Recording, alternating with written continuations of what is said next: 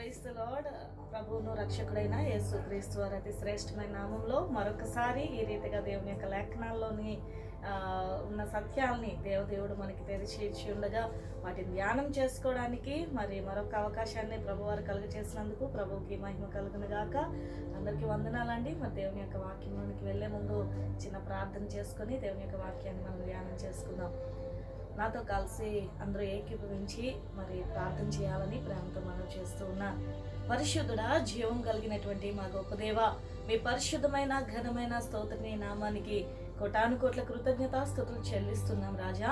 మరొకసారి వర్తమానం ద్వారా ఆయా ప్రజల మధ్యలో నీ వాక్యాన్ని వినిపించడానికి దేవా, ఈ నాలుకను మీరు ముట్టమని ప్రార్థిస్తున్నారు, ఈ పెదాలను మీరు ముట్టమని ప్రార్థిస్తూ ఉన్నారు, ఈ హృదయమును నా తలంపులను మీరు ముట్టమని ప్రార్థిస్తూ ఉన్నారు.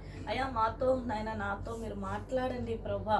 మరొక వచనం ద్వారా నా తండ్రి మమ్మల్ని బలపరిచి అయా మేమేం చేయాలో మేమేం చేయకూడదో రాజనైనా, మేమేం చేస్తే నీకు అంగీకారమో, ఏది చేయకుండా ఉంటే నా తండ్రి నాయన నువ్వు హర్షిస్తావో అటు విషయాల్ని నా ప్రభా మీరే మాకు తెలియచేసి మా జీవితాల ద్వారా మీ నామానికి మహిమ తెచ్చుకోమని ఈ చిన్న ప్రార్థన నజరేయుడైన యేసుక్రీస్తు వారి అతి శ్రేష్టమైన నామంలో చేర్చుకోమని అడిగి వేడుకుంటున్నాం మా ప్రియ పరలోకపు తండ్రి.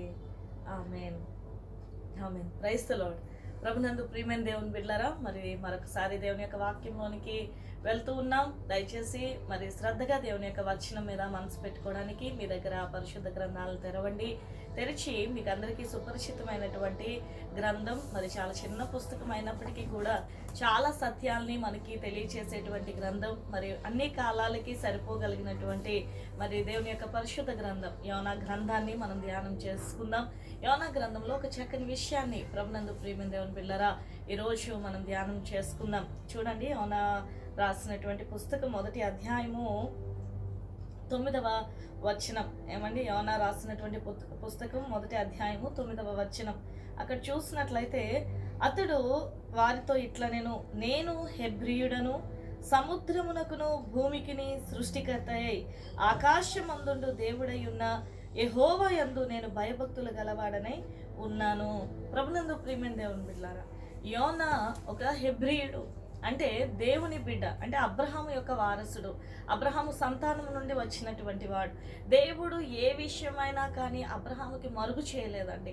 ప్రతి విషయాన్ని అబ్రహాంకి తెలియచేయాలని అనుకుంటూ ఉన్నాడు.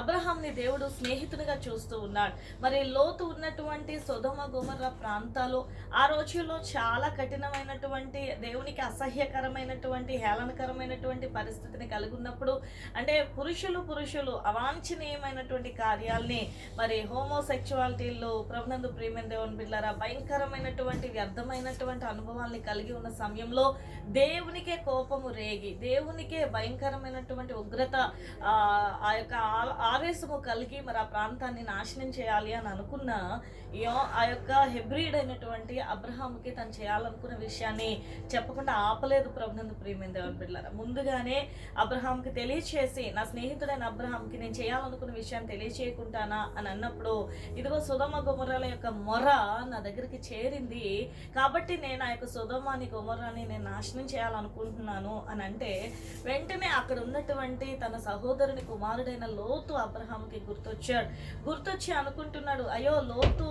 మరి నా సహోదరుని కుమారుడు కదా, మరి అతను ఆ యొక్క సొదొమలో ఉన్నాడు కదా, అయ్యో ప్రభా, మరి ఒకవేళ ఒక 50 మంది నీతిమంతులు ఉంటే మరి ఆ నీతిమంతుల్ని కూడా ఆ ప్రాంతంలో నాశనం చేస్తావా, ఆ నీతిమంతులు బట్టి ఆ ప్రాంతాన్ని రక్షించాలి కదా అని దేవుడిని అడిగినప్పుడు, సరే నీ లెక్క ప్రకారంగా 50 మంది ఉంటే నేను ఆ ప్రాంతాన్ని రక్షిస్తానని. అయినా డౌట్ వస్తుంది, ఏమో 50 మంది ఉన్నారో లేదో లోతుతో, కాబట్టి కనీసం ఒక 40 మంది, ఇంకో 10 తగ్గితే ఏమన్నా నువ్వు బాధపడతావా అన్నట్టుగా, ఒక 10 మంది తగ్గితే నీ ఉగ్రత అలాగే ఉంటుందా, ఏమన్నా కనికరిస్తావా అన్నట్టు అడుగుతాడు. మళ్ళీ ఇంకా ఆ అనుమానంగానే ఉంటుంది, దేవా ఒకవేళ 30 మంది ఉంటేనో అని. తర్వాత 20 మంది ధూళిని ప్రభా, ఇంకా నేను అల్పుడిని అయినా అడుగుతున్నాను, ఒక 20 మంది నీతిమంతులు ఉంటే ఆ ప్రాంతాన్ని రక్షిస్తావా అని మళ్ళీ అడుగుతాడు. ఇంకా అర్హత లేదు అయినా ఇంకోసారి తెగించి అడుగుతున్నాను, ఒక 20 మంది ఉంటేనో. ఆఖరికి ఇంకా 10 మంది దగ్గరకు వచ్చి బతిమాలుతున్నాడు ప్రభునందు ప్రియమైన దేవుని బిడ్డలారా. ఒక 10 మంది నీతిమంతులు ఉంటే నువ్వు ఖచ్చితంగా రక్షించాలి అని దేవుణ్ణి అడిగినప్పుడు, సరే 10 మంది నీతిమంతులు ఉంటే ఆ 10 మందిని బట్టి నేను ఆ ప్రాంతం మొత్తాన్ని, ఆ దేశం మొత్తాన్ని రక్షిస్తానని దేవుడు వెళ్ళిపోతాడు. ప్రభునందు ప్రియమైన దేవుని బిడ్డలారా, మరి అబ్రహాము వెళ్ళి చూసినప్పటికీ, కౌంట్ చేసినప్పటికీ, అక్కడ ఉన్నటువంటి పరిస్థితుల్ని అబ్జర్వ్ చేసినప్పటికీ ఏమండి, ఆ దేవదూతలు వెళ్ళి ఆ ప్రాంతంలో ఎంతమంది నీతిమంతులు ఉన్నారు, ఎంతమంది మాట వినే వాళ్ళు ఉన్నారు, ఎంతమంది సజీవుడైన దేవుణ్ణి ఆశ్రయించే వాళ్ళు ఉన్నారు, ఎంతమంది అవాంఛనీయమైన కార్యాలకి దూరంగా ఉన్నారని ఆలోచన చేస్తే పట్టుమని 10 మంది కూడా అక్కడ లేరు. ఒక లోతు గారు, లోతు భార్య, లోతు యొక్క 2 పిల్లలు ప్రభునందు ప్రియమైన దేవుని బిడ్డలారా. ఇక పురుషుల సంఖ్య ఆలోచిస్తే కనీసం ఒక అల్లుడైనా రాలేదండి. ఇంకా వివాహాలు చేసుకున్నటువంటి ఒక కుమారుడైనా వాళ్ళకి లేరు ప్రభునందు ప్రియమైన దేవుని బిడ్డలారా. అంటే ఒకే ఒక లోతు మాత్రమే నీతిమంతుల లెక్కల్లో, పురుషుల లెక్క ఆలోచిస్తే ఒకే నీతిమంతుడు కనిపిస్తూ ఉన్నాడండి.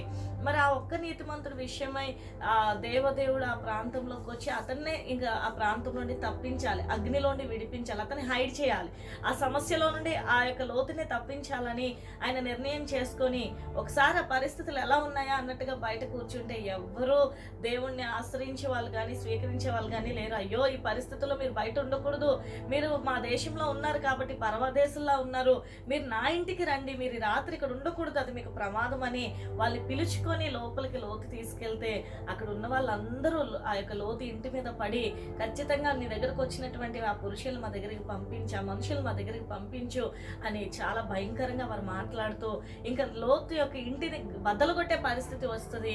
ఆ బద్దలు కొట్టే పరిస్థితుల్లో ప్రభునందు ప్రియమైన దేవుని బిడ్డలారా, ఇంకేం చేయాలో అర్థం కాని పరిస్థితి లోతుకి ఏర్పడినప్పుడు ఆఖరికి తన కుమార్తెలన్నా ఇవ్వాలని ఇష్టపడిపోయినటువంటి పరిస్థితి. కానీ ఆ యొక్క మనుషులకి ఏం జరగకూడదని వాళ్ళని కాపాడుకోవాలనే ప్రయత్నం చేస్తాడు ప్రియులారా. అలాంటి టైంలో దేవదూతలు వారి అందరికీ గళ్ళకి గుడ్డితనం కలిగించి వారికి గవిని ద్వారం తెలియనివ్వకుండా చేసి మరి లోతుని తన కుటుంబాన్ని ఆ పరిస్థితుల్లోని బయటికి విడిపించడం, బయటికి నడిపించడం, వేరే సురక్షితమైన ప్రాంతానికి వాళ్ళని తీసుకొని వెళ్ళడం ప్రభునందు ప్రియమైన బిడ్డలారా మనం చూస్తాం. అంటే ఏదైతే జరగబోతుందో దాన్ని దేవుడు ముందుగానే ఆయన దాసుడైనటువంటి హెబ్రీయునికి తెలియచేస్తూ ఉన్నాడు.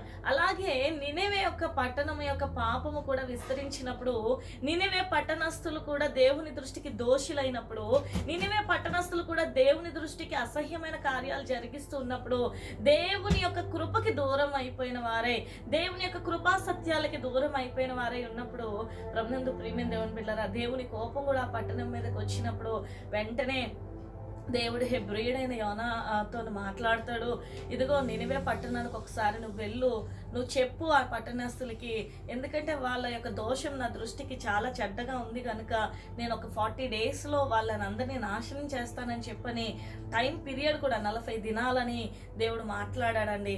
వెంటనే యోనా ఆలోచిస్తాడు, దేవుని యొక్క మాట ఆయన దగ్గరకు వచ్చింది కానీ భయపడతాడు. ఎందుకంటే ఎవరికైనా నీకు నష్టం కలుగుతుంది, నీకు శుభం కలుగుతుంది అని చెప్తే సంతోషించగలరు, కానీ నువ్వు నష్టపోతావు, నువ్వు చచ్చిపోతావు, నువ్వు బాగుపడవు అని అంటే సంతోషిస్తారా? ప్రభునందు ప్రియమైన దేవుని బిడ్డలారా, తిరిగి వ్యతిరేకంగా మాట్లాడతారండి, తిరిగి ఎదుటివారి ప్రాణాలే తీయాలని చూస్తారు. నేను ఎప్పుడో చచ్చిపోయే మాట తర్వాత ఉంచి ముందు అసలు నీ పరిస్థితి ఏంటో నేను చూస్తాను అన్నట్టు ఉంటారు. ప్రభునందు ప్రియమైన దేవుని బిడ్డలారా, అలాంటి పరిస్థితుల్లో యోనా మరి యొప్పేకి వెళ్ళినప్పుడు, ఆ ఓడరేవుకి వెళ్ళినప్పుడు అతను ఆలోచిస్తాడు, నినివేకి వెళ్లకుండా తర్షీష్కి వెళ్ళడానికి ఉన్న ఓడను ఎక్కేస్తాడు. ఎందుకంటే ఒక పక్క భయం, ఒక పక్క ఆవేదన, దేవుడి సన్నిధి నుండి పారిపోలేడు.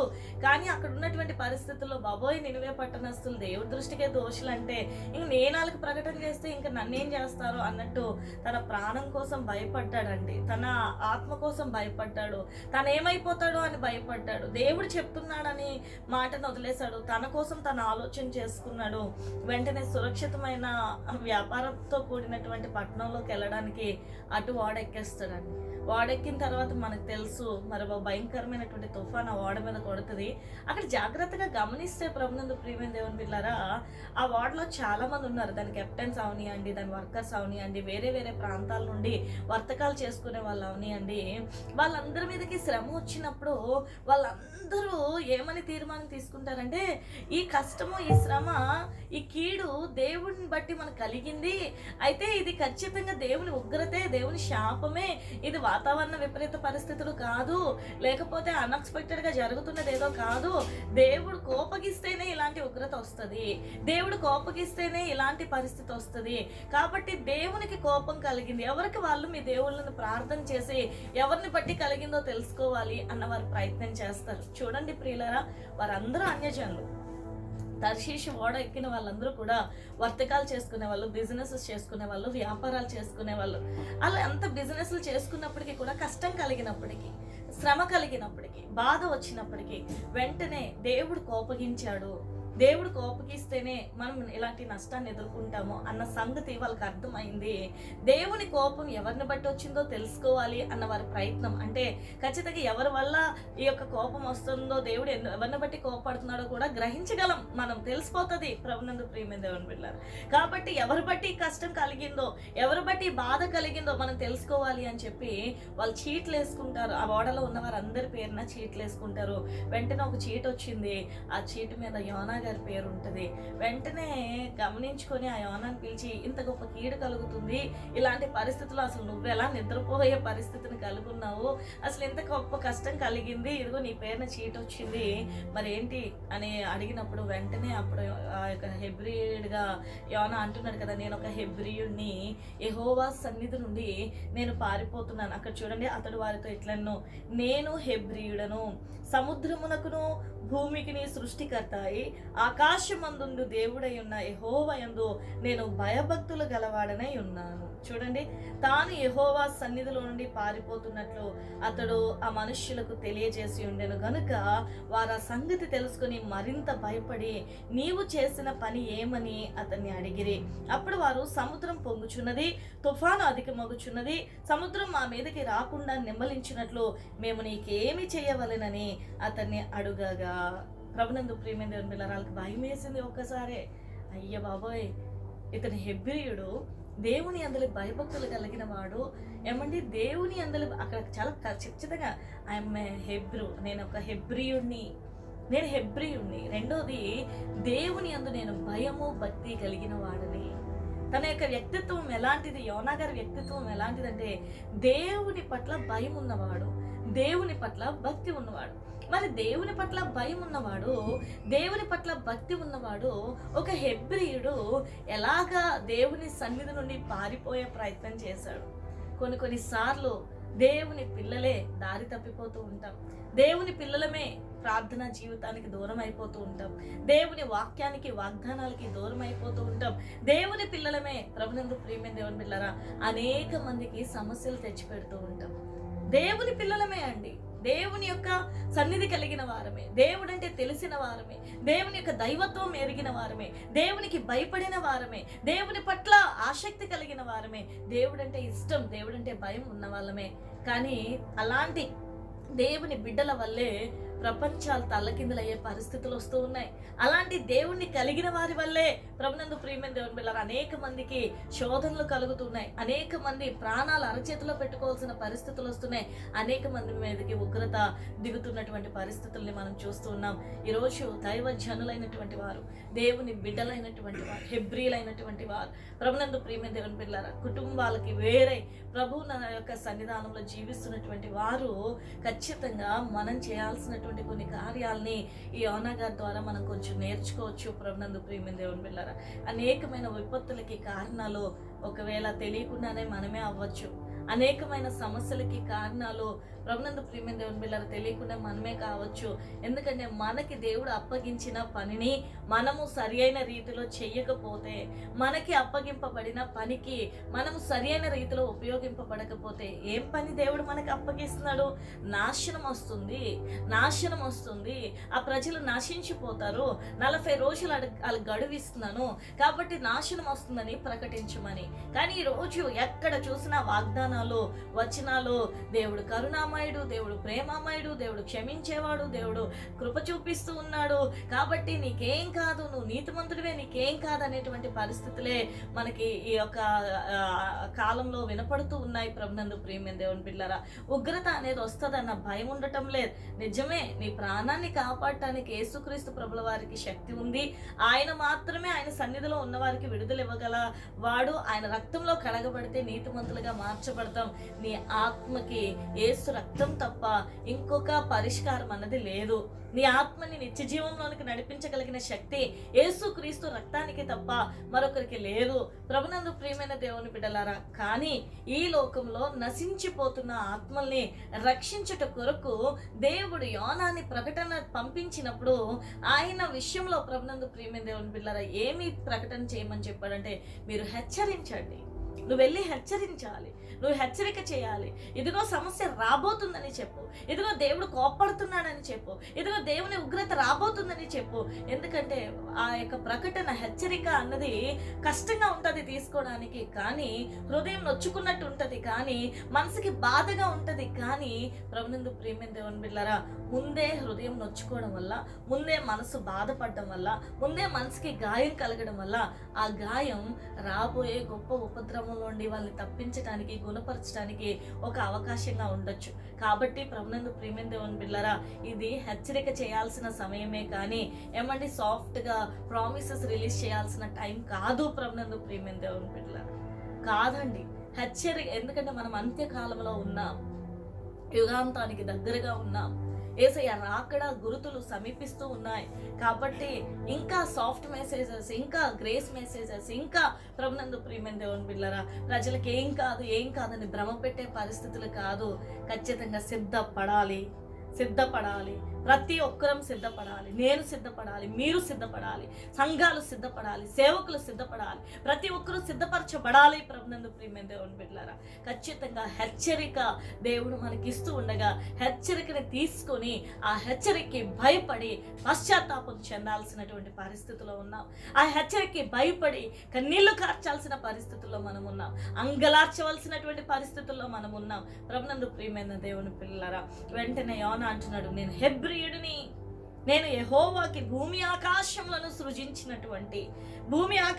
సృజించినటువంటి దేవుడై ఉన్న యెహోవా యందు నేను భయభక్తులు కలిగిన వాడని. భూమి ఆకాశాన్ని సృజించినటువంటి దేవుడికి భయము కలిగిన వాడే తన జీవితంలో దేవుని యొక్క కన్నులు కప్పి వేరే మార్గాన్ని ఎన్నుకుంటే, దేవుని యొక్క ఉద్దేశాన్ని దాటి ఇంకో ఓడ ఎక్కితే, దేవుని యొక్క చిత్తాన్ని మీరి మరో ప్రయాణానికి ఆరంభిస్తే, ప్రభునందు ప్రియమైన దేవుని బిడ్డలారా ఇక దేవుని యొక్క కోపం పడవ మీద రేగింది. యోనా ఉన్నందుకు పడవ మీద రేగింది. పడవలో ఉన్న వర్తకం అంతా నష్టపోవాల్సి వచ్చింది. పడవలో ఉన్న ప్రజలందరూ కూడా కలవరపడాల్సిన పరిస్థితి వచ్చింది. ఇక పడవ బద్దలైపోతుంది అని అనుకున్న పరిస్థితులు వచ్చినప్పుడు వాళ్ళందరూ దేవుళ్ళకి మొరపెట్టడం మొదలు పెట్టారు. వీళ్ళ ఫైనల్గా చీట్ వేస్తే ఆ చీటి యోనా తరపున వచ్చింది. వాళ్ళు అంటున్నారు, మరి ఇంత తుఫాన్ వచ్చేస్తుంది, ఇంత ఓడ బద్దలైపోతుంది, ఇలాంటి విపత్కరమైనటువంటి పరిస్థితి మరి నిన్ను బట్టి వచ్చింది కదా, నువ్వు దేవుడి సన్నిధి నుండి పారిపోవడం వల్ల వచ్చింది కదా, మరి మేము నీకేం చేయాలి? మేము నీకేం చేస్తే ఈ దోష నివారణ జరుగుతుంది? మేము నీకేం చేస్తే ఈ పరిస్థితుల్లోని మేము బయటపడగలం? మేము నీకేం చేయాలి అని అన్నప్పుడు యోనా యథార్థంగా ఒప్పుకొని, నా వలన ఈ గొప్ప కష్టం ఈ ఓడకు వచ్చింది కనుక, నేను దేవుడి సన్నిధి నుండి పారిపోవడం వల్ల, నేను దేవుడి యొక్క మాట వినకుండా ఇలాగ రావడం వల్ల నన్ను బట్టి ఈ శ్రమ వచ్చింది, కాబట్టి నన్ను ఈ సముద్రంలో వేసేయండి అని అన్నా వాళ్ళు భయపడ్డారు. ఎలాగ ఒక నిండు ప్రాణాన్ని, ఎలాగ ఒక భక్తుడిని, ఎలాగ ఒక దేవుణ్ణి కలిగిన బిడ్డని మేము వెయ్యగలం అని అనుకున్నారు. కానీ ఓడ మీద పరిస్థితి తీవ్రత పెరిగిపోతూనే ఉంది. ఇంకేం చేయాలో అర్థం కాక వాళ్ళందరూ దేవుడికి మొరపెట్టి ప్రార్థన చేసి, అయ్యా ఒకవేళ నిరపరాధిని మేము చంపామన్నటువంటి ఆ శాపం మా మీదకి రానియకుండా, అయ్యా ఒక నీతిమంతుడిని మేము చంపామన్నటువంటి ఆ యొక్క పాపము మా మీదకి రానివ్వకుండా మీరే చూసుకోండి. మరి మిమ్మల్ని బట్టే, ఇతన్ని బట్టే ఈ పరిస్థితి వచ్చిందని చెప్తూ ఉన్నారు కాబట్టి మేము నిర్ధారించుకున్నామయ్యా అని చెప్పి అతన్ని ఆ ఓడలో నుండి వేయంగానే వీళ్ళ ఓడ నిమ్మలమైపోయిందంట. భక్తుడు ఆ ఓడలో నుండి బయటికి వెళ్ళిపోయిన తర్వాత, భక్తుడు ఆ ఓడలో నుండి గెంటి వేయబడిన తర్వాత, ఆ సముద్రంలోనికి విసిరివేయబడిన తర్వాత, ప్రభునందు ప్రియమైన దేవుని బిడ్డలారా ఓడంతా నిమ్మలమైనప్పటికీ వాళ్ళందరూ యెహోవాయే దేవుడు అని గుర్తించి అయ్య బాబోయ్, యోనా యొక్క దేవుడు భూమి ఆకాశ సముద్రాలను సృజించినటువంటి దేవుడని గుర్తించి వెంటనే అక్కడికక్కడే దేవుడికి బలులు అర్పించటం, అక్కడికక్కడే దేవునికి ప్రార్థన చేయటం, అక్కడికక్కడే ఆ యొక్క దేవునికి ప్రభునందు ప్రియమైన దేవుని బిడ్డలారా భయపడడం మనం చూస్తాము. అయితే దేవుని ప్రణాళిక ఒకరి మీద ఉన్నప్పుడు, ఆ ప్రణాళిక నెరవేరడానికి అతని పుట్టించినప్పుడు, ఆ ప్రణాళిక కోసమే అతన్ని పంపించినప్పుడు, అతను ఎక్కడున్న దేవుడు అతని ద్వారా ఆయన పనిని అయితే జరిగించుకుంటాడు. ప్రియులారా, అట్లా ఎలాంటి పరిస్థితుల్లోనికి ఎంత దూరం వెళ్ళిపోయినా అక్కడి నుండి మళ్ళిపించి దేవుడు ఆయన పనిని జరిగించుకుంటాడు. వెంటనే ఒక చేపకి దేవుడు ఆజ్ఞాపించాడంట మత్స్యానికి. వెంటనే ఆ చేప కడుపులో అతను ఉండగా అతడు ఆ యొక్క చేప కడుపులోనే మూర్చిల్లి ఆయన ఆత్మ మూర్ఛలోకి వెళ్ళిపోయి మూర్చిల్లి ప్రార్థన చేసినట్టుగా దేవుని వాక్యం మనం చూస్తాం. యోనా గారు మూర్ఛలోకి వెళ్ళిపోయారు. మూర్ఛలోకి వెళ్ళిపోయినా ఆయన ఆత్మ ప్రభునందు ప్రియమైన దేవుని బిడ్డలారా ప్రార్థన చేయడం మొదలుపెట్టింది. ఏమని ప్రార్థన చేసిందో చూడండి. యోనా గ్రంథం 2వ అధ్యాయము 7వ వచనం నుండి, కోపములో నుండి నా ప్రాణము నాలో మూర్ఛిల్లగా, కోపంలో నుండి నా ప్రాణం నాలో మూర్ఛిల్లగా, నేను యెహోవాను జ్ఞాపకము చేసుకుంటుని. ప్రాణం మూర్ఛిల్లగా అతను ఆత్మ ఇప్పుడు ఏం చేసిందంటే యెహోవాని జ్ఞాపకం చేసుకుంది. ప్రభునందు ప్రియమైన దేవుని బిడ్డలారా ఇంకా అక్కడ రాయబడి ఉన్న మాట చూడండి. నీ పరిశుద్ధ ఆలయంలోనికి నీ యొద్దకు నా మనవి వచ్చెను. నీ పరిశుద్ధ ఆలయంలోనికి నీ దగ్గరికి నా మనవి వచ్చెను. అసత్యమైన వ్యర్థ దేవతల యందు లక్ష్యం ఉంచువారు తమ కృప ఆధారమును విసర్జింతురు. కృతజ్ఞతాస్తుతులు చెల్లించి నేను నీకు బలులు అర్పింతును. నేను మొక్కుకొనిన మొక్కుబలను చెల్లింపక మానను. యెహోవా యొద్దనే రక్షణ దొరుకును అని ప్రార్థించెను. హల్లెలూయా. యెహోవా యొద్దనే రక్షణ దొరుకుతుంది. ప్రభునందు ప్రియమైన దేవుని బిడ్డలారా ఆయన సన్నిధినే మనము ప్రార్థన చేయాలి. ఆయన సన్నిధిలోనే మనము దేవునికి అర్పించాలి. ఆయన సన్నిధే రక్షణ కలిగేటువంటి భాగ్యాన్ని ఇవ్వగలిగేది. ప్రభునందు ప్రియమైన దేవుని బిడ్డలారా ఆ రీతిగా మరి అక్కడ యోనా వెళ్తారు. ఆ మత్స్యము ఆ యోనాని నేల మీదకి దించుతుంది. మరి అదేంటి, ఆ ఊరేంటి, ఆ దేశం ఏంటని చూస్తే అది నినివే అన్న సంగతి తెలుస్తుంది. వెంటనే వాళ్ళకి ప్రకటన చేస్తాడు. అది 3 రోజుల ప్రయాణం, అంత విస్తారమైన పెద్ద నగరము. అయితే ఒక రోజంతా ప్రయాణం చేసి ప్రకటన చేస్తాడు. ఇదిగో 40 రోజుల్లో దేవుని ఉగ్రత ఈ ప్రాంతం మీదకి రాబోతుంది. 40 days లో దేవుని యొక్క ఉగ్రత ఈ ప్రాంతం మీదకి రాబోతుంది అని అనగానే రాజు మొదలుకొని అందరూ సింహాసనం వదిలిపెట్టి, అందరూ గోనెపట్ట కట్టుకొని, అందరూ ఉపవాసాన్ని ప్రకటించుకొని అందరూ ఏడ్చారు.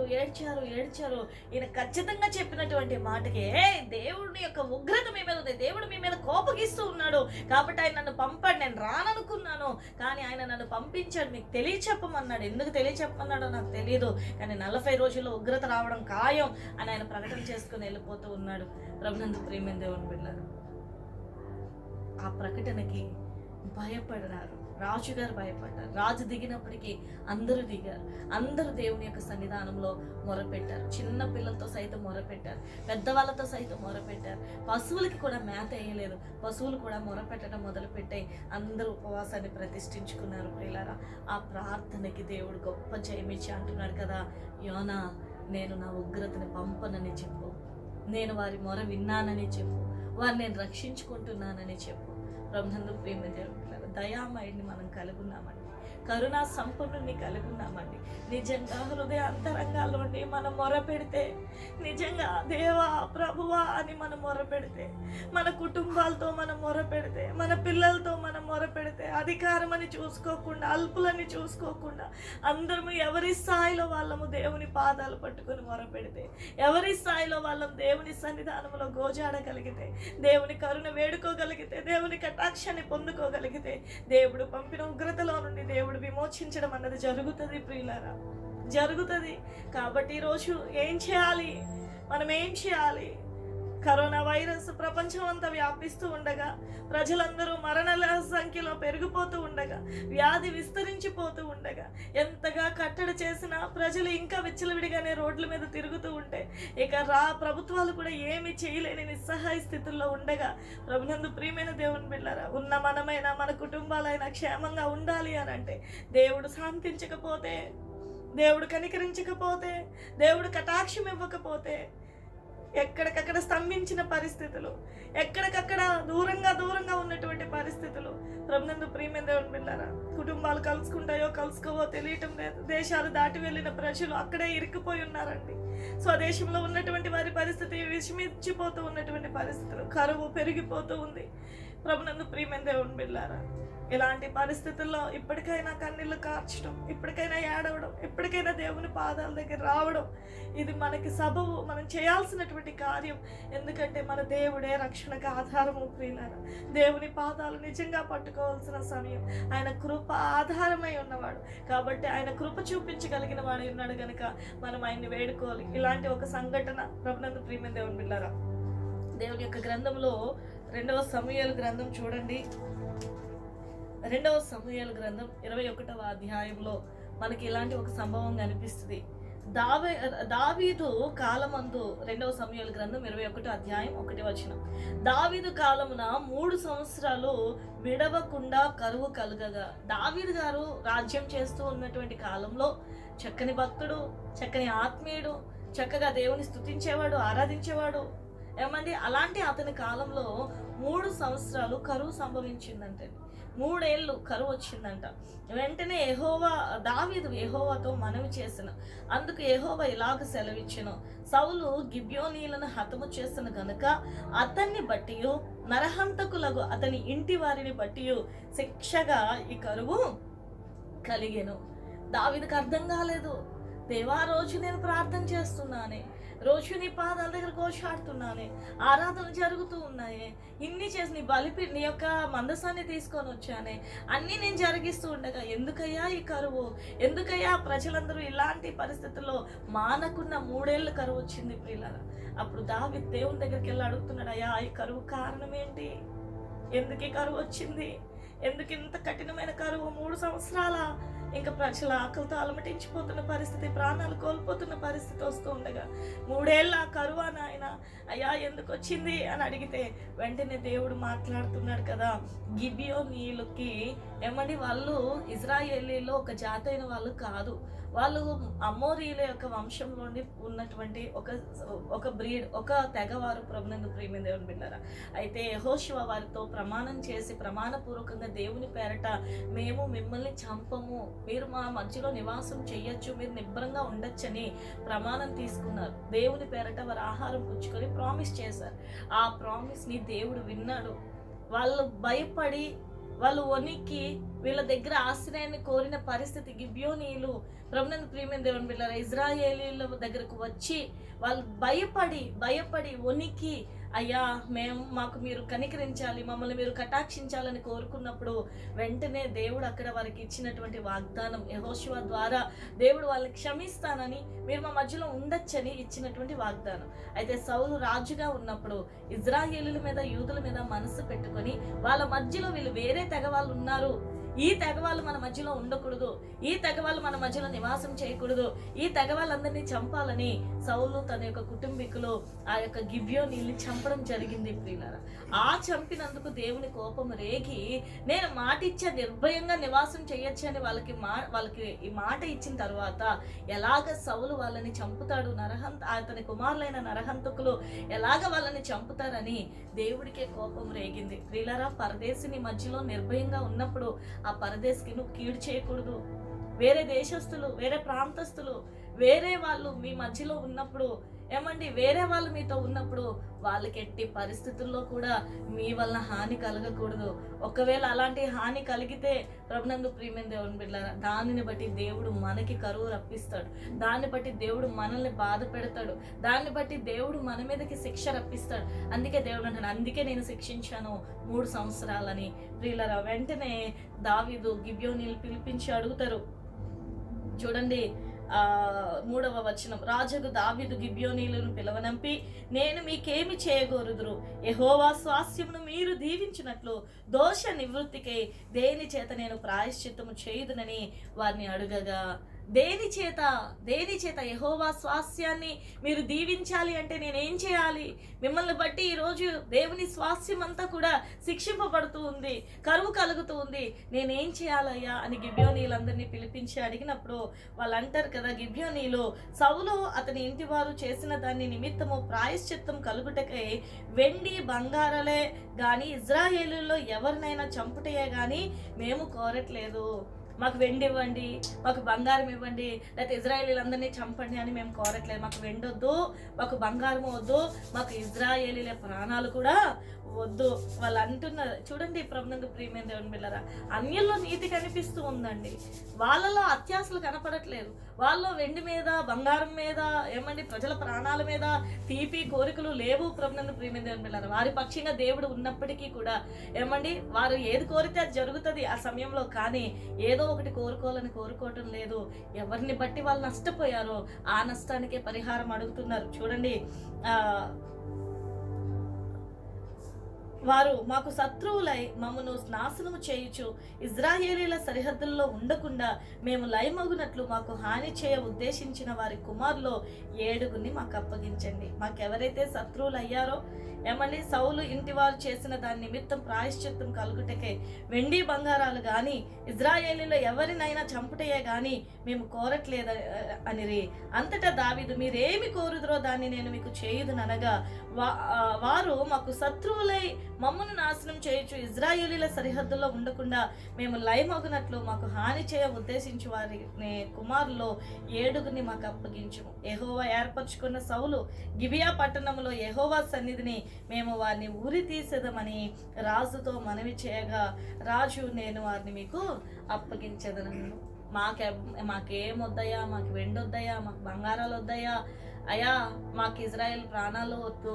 అయితే మమ్మల్ని సరిహద్దుల్లో ఉండనివ్వకుండా మమ్మల్ని నాశనం చేయాలని, మమ్మల్ని పూర్తిగా నిర్మూలన చేయాలని ప్రయత్నం చేసిన ఆ సౌలు గారి యొక్క కుటుంబంలో 7 మాకు ఇవ్వండి. ఆ 7 దేవుడు యెహోవా సన్నిధి అయిన గిబియోను. అక్కడ చూడండి, వాళ్ళు యెహోవా సన్నిధిలోనే ఉన్నారు, వాళ్ళు యెహోవానే సేవిస్తూ ఉన్నారు. వాళ్ళు అన్యజనులే, వాళ్ళు అమ్మోరీలే, వారు శాపగ్రస్తులే. కానీ వారు ఇజ్రాయేలీల మధ్యలో వారి దేవుని మీదే నమ్మకం కలుగున్నారు. వారు అన్య దేవతలను కలిగి లేరు. కాబట్టి దేవునికి ఇష్టంగా వాళ్ళు ఉన్నారు కాబట్టి దేవుడు వాళ్ళ పక్షంగా నిలబడ్డాడు. ప్రియులారా, ఈరోజు దేవుని ప్రేమ ప్రపంచమంతా ఒక్కటే అండి. ఆలని లేదు, ఈలని లేదు, ఆలని లేదు, అధికారులని లేదు, అల్పులని లేదు, కూలోడని లేదు, గౌరవమైన పెద్ద ప్రధానులని దేవుడికి ఉండదు. రాజు బికారి అన్న తేడాలు దేవుడికి ఉండవు. పిల్లరా, ఆయన అంగీకరించాలి, ఆయనకి భయపడాలి, ఆయనకి లోబడాలి, ఆయన పాదాల దగ్గర మొరపెట్టగలగాలి. ఎవరు అలా మొరపెట్టగలిగితే వాళ్ళని దేవుడు విడిపిస్తాడు. ఎవరు అలా మొరపెట్టలేకపోతే వారిని దేవుడు శిక్షిస్తారు. అది తన వారైనా కానీ పరజనులైనా కానీ. ప్రభునందు ప్రియమైన దేవుని బిడ్డలారా, ఆయన జనులుగా ఏర్పాట్లో కలిగి ఉండడం అది మనం చేసుకున్న ధన్యత. ఇంతమంది ప్రపంచంలో వీళ్ళు నా వాళ్ళు అని అనుకోగలగడం, ప్రభునందు ప్రియమైన దేవుని బిడ్డలారా, ఆ నా వాళ్ళు అని అనిపించుకోగలిగినందుకు మనం ఎంతో కృతజ్ఞత కలిగి, దేవా ఏముందని ఈ అల్పుల్ని నీ వాళ్ళగా గుర్తిస్తున్నామని, నీ బిడ్డలుగా గుర్తిస్తున్నామని, నువ్వు ఏర్పరచుకున్నామని ఆయన పాదాల దగ్గర కోచాడవలసిన వాళ్ళం. ప్రియులారా, అయితే వెంటనే దావీదు, సరే మీరు చెప్పినట్టే చేస్తానని చెప్పి సౌలు యొక్క కుమారులు మరి యోనాతానికి వాగ్దానం చేశాడు కాబట్టి, యోనాతాను కుమారుని చంపనని దావీదు మాట ఇచ్చాడు కాబట్టి అతన్ని అప్పగించకుండా మరి అయ్యా కుమార్తె అయిన రిస్పా యొక్క కుమారుల్ని, ప్రభునందు ప్రియమైన దేవుని బిడ్డలారా, సౌలు యొక్క ఉపపత్ని యొక్క కుమారుల్ని మరి ఆ యొక్క గిబియోనీలకు అప్పగించినప్పుడు వారు యెహోవా సన్నిధిని గిబియోన్లో వాళ్ళందరినీ కూడా మానుల మీద పెట్టి ఊరి తీసిన తర్వాత, ప్రభునందు ప్రియమైన దేవుని బిడ్డలారా, అప్పుడు ఆకాశం నుండి వర్షం అన్నది పడ్డం జరుగుతుంది, కరువులు నుండి విడుదల అన్నది కలుగుతుంది, పంట పండడం అన్నది జరుగుతుంది. ఆ యొక్క దోష నివృత్తి అక్కడితో జరిగింది, సంపూర్ణమైంది. ప్రభునందు ప్రియమైన దేవుని బిడ్డలారా, ఈరోజు దేవుని యొక్క లేఖనంలో ఎన్నో ఇలాంటి సందర్భాలు ఉన్నాయి, ఎన్నో విషయాలు ఉన్నాయి. దేవుని దృష్టికి దోషులు అవ్వటం వల్ల, దేవునికి ఇష్టం లేని కార్యాలు చేయటం వల్ల, నిజ దేవుణ్ణి విడిచిపెట్టి అన్య దేవుని, దేవుడు కాని దాన్ని ఒక వస్తు రూపంలో దేవుణ్ణి చూడటం వల్ల, దేవుని యొక్క సజీవత్వాన్ని నిర్జీవమైన దానిలో భావించటం వల్ల, అంటే హేళనకరమైనటువంటి అవాంఛనీయమైనటువంటి కార్యాలని, విధి విరుద్ధమైనటువంటి కార్యాలని జరిగించటం వల్ల దేవుని కోపాన్ని రేపే పరిస్థితులు ఉంటాయి. ప్రకృతి ప్రకృతి దేవుడిచ్చిన అందమైన ప్రకృతిని మనమే ప్రభునందు ప్రియమైన దేవుని బిడ్డ రకరకాల ప్రయోగాలు చేసుకుని ఆ ప్రకృతినే మార్చి ఆ సృష్టి దేవుని యొక్క సృష్టిని మార్చి ప్రతి సృష్టిని తయారు చేసుకోవటం వల్ల ఆ సృష్టి ఈరోజు మన జీవితాల్ని మన ప్రాణాల్ని నష్టపరుస్తున్నటువంటి పరిస్థితులు మనం చూస్తూ ఉన్నాం.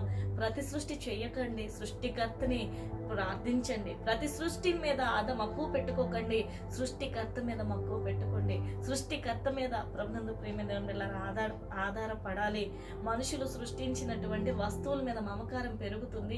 మనిషి సృష్టించినటువంటి నిర్జీవమైన బొమ్మల మీద మమకారం పెరుగుతుంది. రోబోటిక్ అంటున్నారు, సైంటిఫిక్ అంటున్నారు, ప్రభునందు ప్రియమైన దేవుని బిడ్డలారా సైన్స్ అంటున్నారు. వాటి మీద మమకారం పెంచుకొని అసలు మనిషి యొక్క మమకారాన్ని పోగొట్టుకునేటువంటి పరిస్థితులు వస్తూ ఉన్నాయి. మనుషులకి అనుబంధాలు దూరం చేసుకోవాల్సిన పరిస్థితులు వస్తున్నాయి. మనుషులు కలుసుకోవడం మానేస్తూ ఉన్నారు. ఒక మనిషికి బద్ధం కలిగిస్తే ఆ మనిషి ద్వారా, ఆ మనిషి కష్టం ద్వారా పోషింపబడాల్సిన పరిస్థితులు పక్కన పెట్టి ఆ మనిషిని ఆకలితో పెడుతూ ఉన్నారు. మిషన్లకి లక్షలు వెచ్చిస్తూ ఉన్నారు. ఆ మిషన్లతో ప్రభునందు ప్రియమైన దేవుని బిడ్డలారా మనుషులు నాకు అక్కర్లేదు, మిషన్లు నాకు ఉన్నాయి అనుకుంటున్నారు. మిషన్లు ఉన్నాయి చాలు అనుకుంటున్నారు, మనుషులు అక్కర్లేదు అనుకుంటూ ఉన్నారు. ఈరోజు ఎంతమందికి పనులు లేకుండా బాధపడుతున్నటువంటి పరిస్థితులు వస్తున్నాయండి. ఎంతమందికి ప్రభునందు ప్రియమైన దేవుని బిడ్డలారా.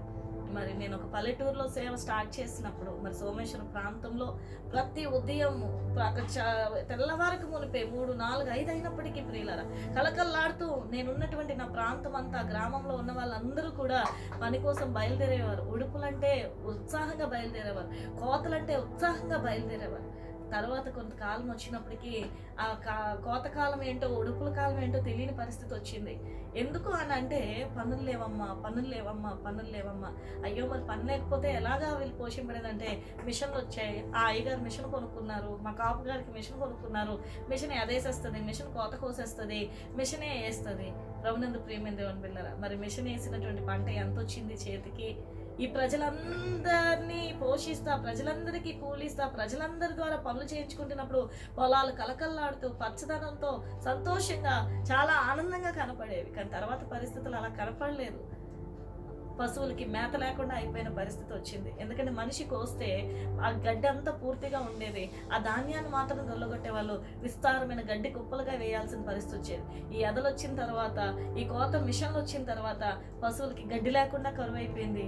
ప్రభునందు ప్రియమైన బిడ్డలారా స్వచ్ఛమైన పాలు దొరకలేని పరిస్థితులు వచ్చాయి. ఏమండి మనిషిని మనిషిగా గుర్తించి మనిషి చేయాల్సినటువంటి పనుల్ని విస్మరించి కృత్రిమాలని ఏర్పాటు చేసుకుంటూ ఉన్నాం. కాబట్టి ఆ కృత్రిమాల వల్ల మనమే నష్టపోతూ ఉన్నాం. మన మానవ జాతి నష్టపోతూ ఉంది, మన మానవ తరం నష్టపోతూ ఉంది. ప్రభునందు ప్రియమైన దేవుని బిడ్డలారా టెక్నాలజీ ఎంతో ఉపయోగకరమే, కానీ ఆ ఉపయోగకరంలో మనిషి ప్రాణం కంటే ఉపయోగకరమైంది ఏ పరికరము కాదండి. మనిషి జీవంతం కంటే ఉపయోగకరమైంది ఏ పరికరం కాదు ప్రియులారా. కుటుంబాలకు విలువ ఇవ్వడం, మనిషికి విలువ ఇవ్వడం, మనిషిని ప్రేమించడం మనం నేర్చుకోగలిగినప్పుడు ఖచ్చితంగా ఆ మనుషుల్ని కాపాడుకోగలుగుతాం. బాధ్యత కలిగినప్పుడు ఖచ్చితంగా మనుషులు కావాలి అని అనుకున్నప్పుడు ఆ మనుషుల కోసము మనం తీసుకునేటువంటి జాగ్రత్తలు ఆ మనుషులు మనకు దగ్గర చేస్తాయి. ప్రభునందు ప్రియమైన దేవుని బిడ్డలారా కష్టమైనా పర్వాలేదు, నలుగురం కలిసి జీవించడం, ఇబ్బంది అయినా పర్వాలేదు, అందరం కలిసి ఉండడం, ఏమన్నా సమస్య అయినా పర్వాలేదు, అందరం కలిసి ప్రేమను పంచుకోగలిగే ఆ ఆత్మీయ అనురాగాలు మళ్ళీ మనకి దేవుడి సన్నిధే ఇవ్వగలదు. కాబట్టి మళ్ళీ దేవుడి సన్నిధిలోకి వస్తే, మళ్ళీ ప్రార్థన చేస్తే, మళ్ళీ ఆయన పాదాల దగ్గరికి మొరపెడితే మన దేవుడు మన మీద ఉన్న దోషాన్ని తొలగిస్తాడు. మన దేవుడు మన మీద ఉన్నటువంటి సమస్య నుండి మనకి విడుదలిస్తాడు. మన దేవుడు మనకున్న కష్టాల నుండి మనం విడిపిస్తాడు. అట్టి రక్షకుడైన దేవదేవుడైనటువంటి యేసుక్రీస్తు ప్రభుల వారు మనకు ఉండగా, మన పాపం నుండి మనం విడిపించేటువంటి దేవుడు ఉండగా, ఆ దేవదేవుని సన్నిధానానికి మనలను, మన కుటుంబాలను అప్పగించుకొని మన పిల్లలతో సహా మనం ఆయన పాదాలని అర్జిద్దాము. మన దేవుని కృప మనకి విస్తరించునుగాక. మరి ఆయన సన్నిధానంలో మరలా తిరిగి మొరపెట్టుకోగలిగిన కృప, మరి ఆయన సన్నిధానంలో మనందరం కలుసుకొని ఆరాధనలు చేసుకోగలిగిన కృప అతి త్వరలో మన దేవుడు మనకు అనుగ్రహించునుగాక. ఈ వాక్యం వినిచిన మీ అందరికీ నా వందనాలు తెలియజేస్తున్నాను. అలాగే తలలో ఉంచుకున్నట్లయితే చిన్న ప్రార్థన చేసుకుందాం. మహాగణుడా, పరిశుద్ధుడా, అనేక మార్లు నీకు దోషులై ఇజ్రాయేలీలు అవనియండి, అన్యజనులు అవనియండి ప్రభా, నీ కోపానికి నా తండ్రి నాయన ఉగ్రులై నా తండ్రి నాయన ఎంతో నష్టాన్ని, ఎంతో కీడుల్ని అనుభవిస్తున్న పరిస్థితుల్లో కరువులు వచ్చినప్పుడు, కీడు కలుగుతున్నప్పుడు అయా ఎవరైతే నీ సన్నిధిలో దీన మనస్కులైన ప్రభా మొరపెట్టారు, ఎవరైతే నీ పాదాల దగ్గర రోదన చేశారో, ఎవరైతే నీ సన్నిధానములో అంగలార్చారో వారందరినీ మళ్ళీ కటాక్షించో. వారిని బట్టి నా ప్రభా దోష నివారణ జరిగించి మళ్ళీ శేషాన్ని నా ప్రభా లేవనెత్తావు, ఆశీర్వదించావు రాజా. కాబట్టి నీ పాదాల దగ్గర మొరపెట్టుకుంటున్నాము తండ్రి. అయ్యా నీ శరణ కోరుకుంటున్నామయ్యా. దయచేసి నా ప్రభా అయా రక్షణైనా మా యొక్క దోషములను మన్నించమని, మా పాపములను కనికరించమని, అయా మరొకసారి నీ పరిశుద్ధ రక్తంతో మమ్మల్ని శుద్ధీకరించమని, అయా నీ జీవాన్ని మాకు ఇచ్చి నీ పాదాలని శరణ కోరుకుంటూ ఉన్నాం. మళ్ళా మేమందరము కలుసుకుని కూడి నిన్ను కొనియాడుకున్నట్లు ఒక అద్భుతమైన ద్వారాలు మాకు తెరవలసిందిగా మా సంఘాలతో నీ సన్నిధానములో దేవా, నీ ప్రియ పిల్లలతో నీ సన్నిధానములో అయా అంగలార్చి కూడి కొనియాడడానికి త్వరగా ద్వారాలు తెరవమని మేమందరము నా తండ్రి నాయన నీ పాదాలను కలిగిన ప్రభు రజ వర్ధిల్లగలిగే కృపనిమ్మని మరొకసారి చిన్న ప్రార్థన నజరేయుడైన యేసుక్రీస్తు వారి అతి శ్రేష్టమైన నామంలో చేర్చుకోమని అడిగి వేడుకుంటున్నాం మా ప్రియ పరలోకపు తండ్రి. ఆమేన్. ఆమేన్. Praise the lord.